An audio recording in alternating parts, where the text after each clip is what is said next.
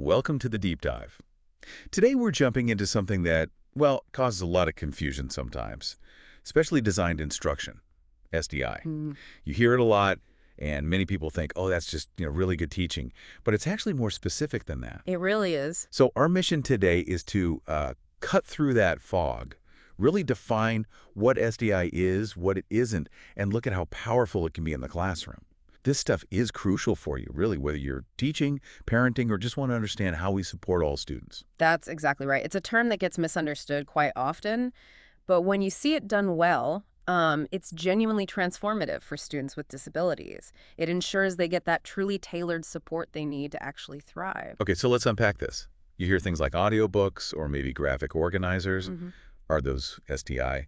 When I first heard specially designed instruction, I'll admit it sounded like, well, just excellent teaching practice. Yeah, and that's a common thought, but you've hit on something really vital there. So what is the key distinction? Well, the federal definition itself, it's right there in the regulations, 34 CFR 300.39B3.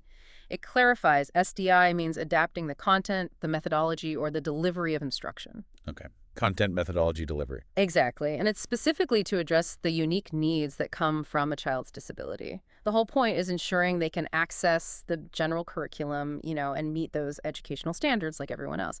It's not just jargon, it's the legal promise, really, of tailored support. Okay, so let me try an analogy. If an accommodation is like giving someone glasses so they can read the regular book, what's SDI in that picture? That's a great way to put it. SDI would be more like actually changing the book itself for that specific learner. Okay. Maybe changing the print size, the language used, or even fundamentally changing how you teach the material from that book, all based on their specific needs. So you're changing the instruction itself. Precisely. It's not just the tool the student uses that's the accommodation. SDI is explicit instruction. It's provided by a qualified teacher, and it's intentionally linked to specific goals in the student's IEP. Gotcha. So give me some examples. What does that look like? Okay, think about maybe a quick, focused 15-minute mini lesson on a specific skill before the whole class tackles a new math concept. Pre-teaching. Right. Or explicitly teaching a student memory tricks, like mnemonic strategies, or even directly teaching them how to use that graphic organizer effectively for their learning challenge. It could be pre-teaching key vocabulary or direct instruction on using their assistive tech.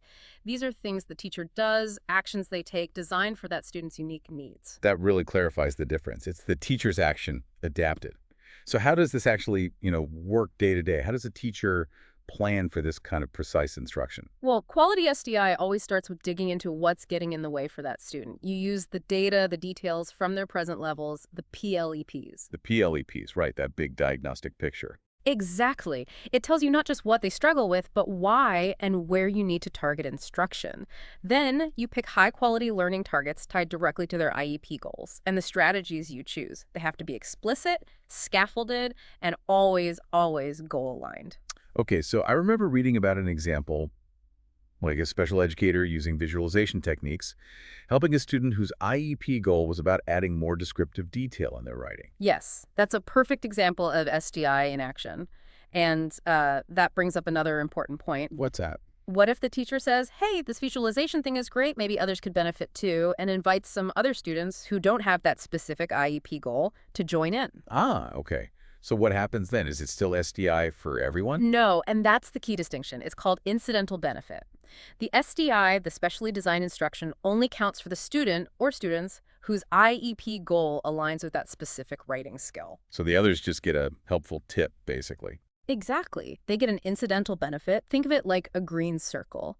The student with the IEP goal is in the green circle, getting the targeted SDI. Peers nearby might pick up the strategy. They benefit indirectly, but they aren't receiving SDI in the legal and functional sense. That green circle idea is helpful. It keeps the focus clear. And it's vital because if we start calling incidental benefit SDI, we risk watering down the resources and the accountability meant specifically for students with IEPs. It could actually hurt their progress. Makes sense. So if SDI is that precise, that targeted, documenting it must be just as critical, right? Yeah. It sounds like this amazing instruction only matters if you can show it happened and show it worked. It's not just paperwork, is it? Oh, absolutely not. Documentation is the bedrock. It's about accountability, showing impact. Remember, the IEP is a legally binding document. Documenting SDI is required to prove those specific supports were delivered. So where do you start with documentation? First, always go back to the IEP itself.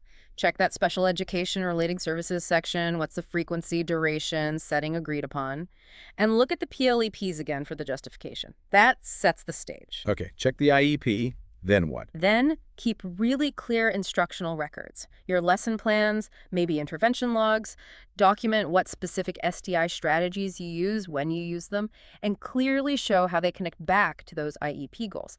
Clarity is crucial. Makes sense.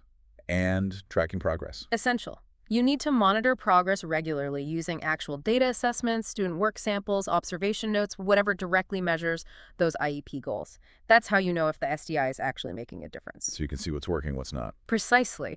And collaboration is huge too. Gen Ed and special ed teachers need to be co-planning, talking, ensuring consistency. And finally, be responsive. If the data shows something isn't working, you adjust the strategy. SDI isn't static, it's a dynamic process. So pulling this all together for everyone listening, what's the big takeaway? It seems like SDI often hits those core executive functions: planning, memory, attention. That's a great point. It's teaching students how to learn, giving them strategies, not just content. That sounds incredibly empowering. It absolutely is. You're equipping them with lifelong skills. And ultimately, engaged students who feel supported and understand how to tackle learning, they're the ones who become successful students. Right. SDI is really this journey, Careful design, very precise delivery, and always driven by data to make improvements. So maybe a final thought for you to reflect on. Are your IEP goals truly specific enough to drive this kind of focused SDI?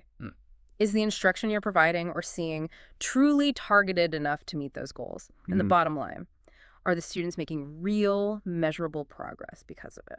That really brings it home, specially designed instruction. It's not just a legal requirement. It feels like a moral one, too. Every student deserves that access, that equity, the real chance to learn effectively. And it underlines that great teaching, especially for students who need it most, is deeply intentional. It doesn't just happen by accident.